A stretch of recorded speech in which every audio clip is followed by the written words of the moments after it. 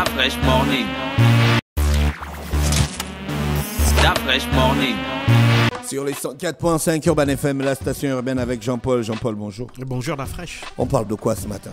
Eh bien, on va parler toujours du coronavirus, parce que hier, il s'est passé quelque chose d'assez important dans le monde de la recherche. Ah ouais, j'ai vu. Deux grands laboratoires, et non des moindres, il y a Pasteur et Merck, qui travaillaient ensemble sur la mise au point de vaccins contre le coronavirus, eh ben, ont décidé de jeter l'éponge parce qu'ils estimaient que le projet de vaccin qu'ils avaient n'avait pas de résultats satisfaisants. C'est-à-dire que la réponse immunitaire qui était induite par le vaccin, même si celui-ci était très bien toléré chez l'homme, eh ben, cette réponse immunitaire-là n'était pas aussi importante que chez celle d'un individu qui était guéri de façon d'une infection naturelle et était également inférieure en termes d'efficacité en comparaison avec ceux des vaccins qui sont déjà sur le marché.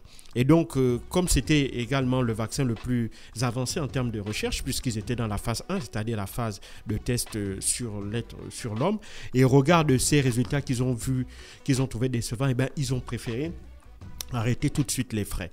Alors, il faut savoir que le type de vaccin que Merck et Pasteur mettaient en œuvre, c'était un vaccin qui était basé sur un modèle viral. C'est-à-dire qu'on prenait un virus, en l'occurrence, eux, ils avaient pris le virus de la rougeole qu'ils avaient recombiné, enfin, qu'ils avaient rendu totalement inoffensif, et sur lequel ils avaient fixé une protéine spike, c'est-à-dire c'est la protéine qui devait induire la réponse immunitaire spécifique au coronavirus.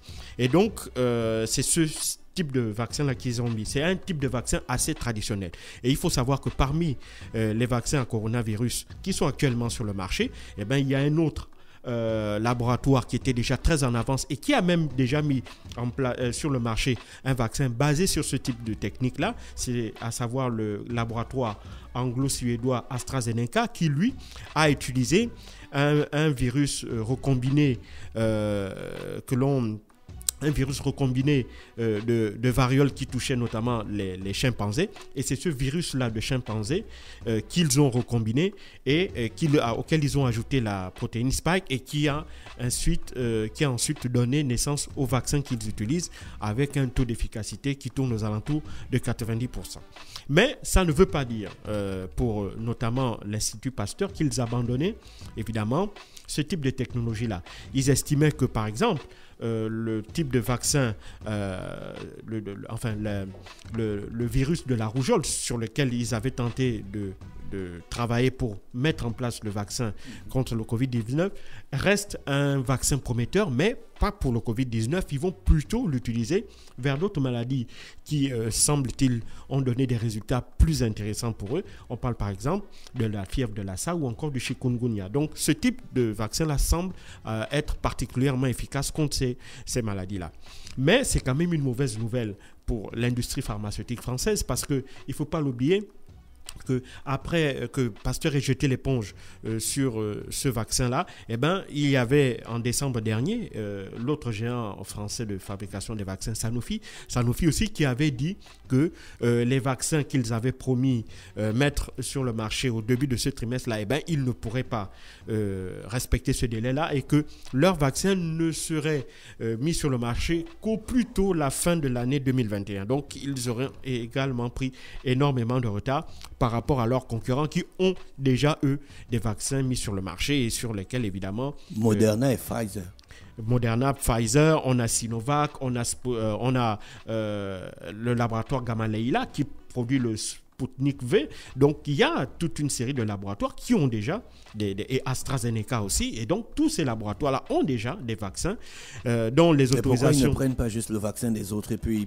Mais parce que chaque vaccin est protégé par un brevet. Et donc, évidemment, pour chaque laboratoire, il est hors de question qu'on ne puisse céder son brevet-là comme ça, même si cela fait l'objet de discussions entre l'Organisation mondiale de la santé et certains laboratoires pour pouvoir voir dans quelle mesure est-ce que, notamment pour les pays les plus pauvres, qui n'ont pas les moyens, qui n'ont peut-être pas les moyens. Donc c'est une affaire de pognon, c'est pas une affaire de sauver l'humanité?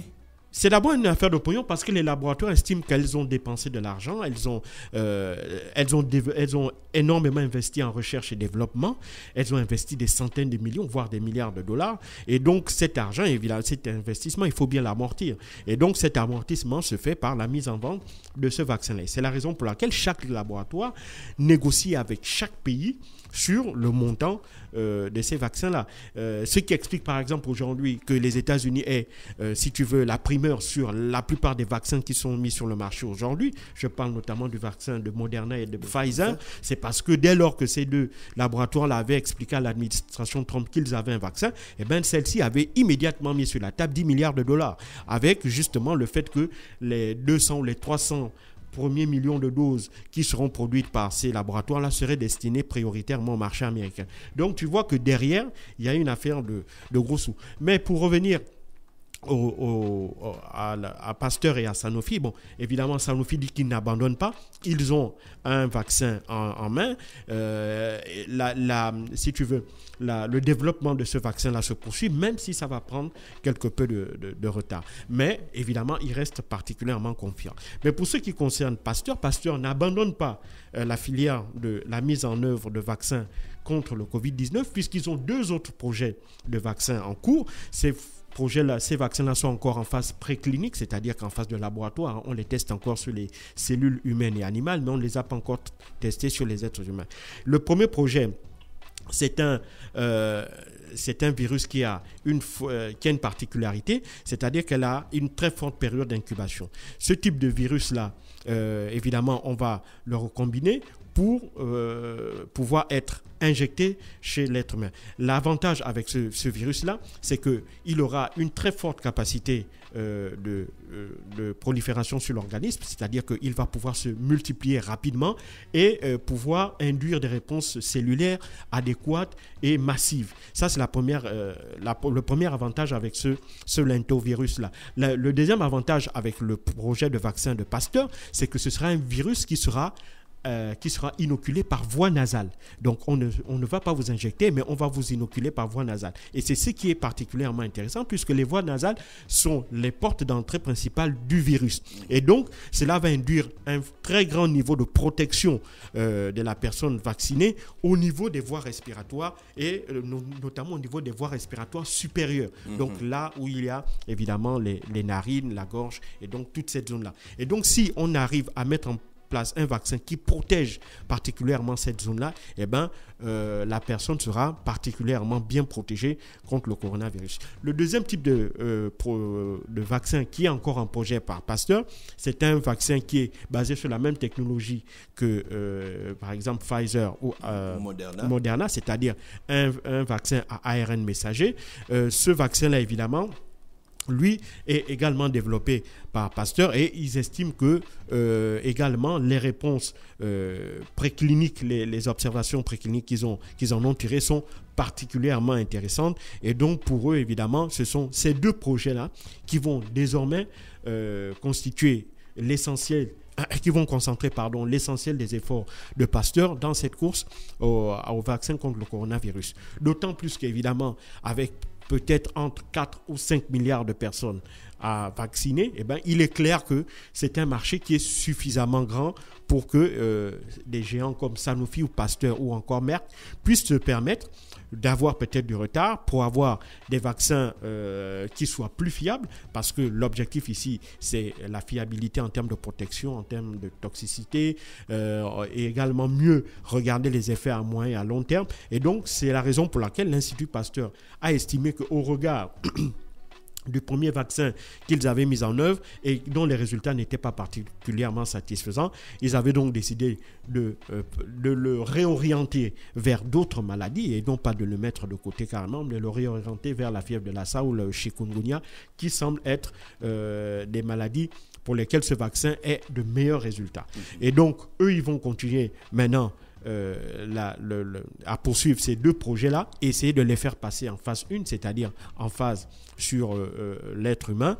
Mais évidemment, ils n'ont pas dit ils n'ont pas donné de chronogramme par rapport au processus de ces 2 projets-là. Ils ont tout simplement dit que ces projets-là sont porteurs, et surtout le premier projet, sur la base d'un vecteur de l'entovirus.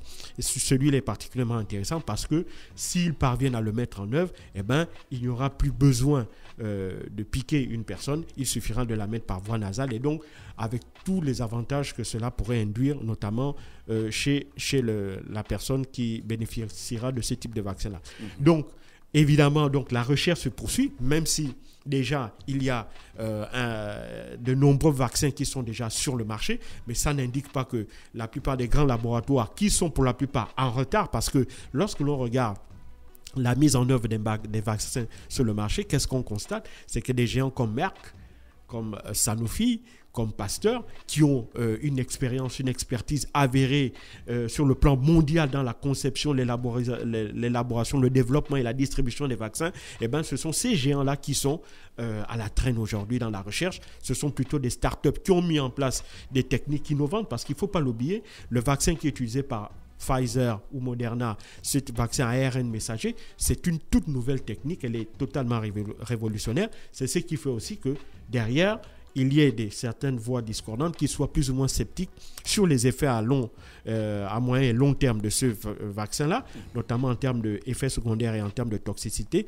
puisqu'on n'a jamais utilisé ce type de vaccin à très grande échelle, et même si c'est à une échelle extrêmement infime, on n'a jamais eu d'études sur les résultats en termes de protection, en termes de toxicité, en termes d'effets à moyen, voire à très long terme de ce type de vaccin-là. Donc, évidemment, c'est aussi toute une découverte qu'il y a derrière. Donc, voici grosso modo ce qu'on peut retenir sur le fait que Merck et Pasteur aient décidé en fait de revoir leur stratégie en matière de vaccins et de se concentrer vers des vaccins qui, à leurs yeux, pourraient leur avoir de meilleurs résultats que ceux sur lesquels ils avaient travaillé initialement. Merci Jean-Paul qui revenait ce matin sur les 104.5 sur la question des vaccins dans le Da Fresh Morning, le réveil matinal au plus haut de la capitale sur la radio, la plus haute de la capitale. On reste connecté sur les 104.5, on se retrouve dans quelques minutes, le temps pour nous de faire un tour en publicité. Da Fresh Morning.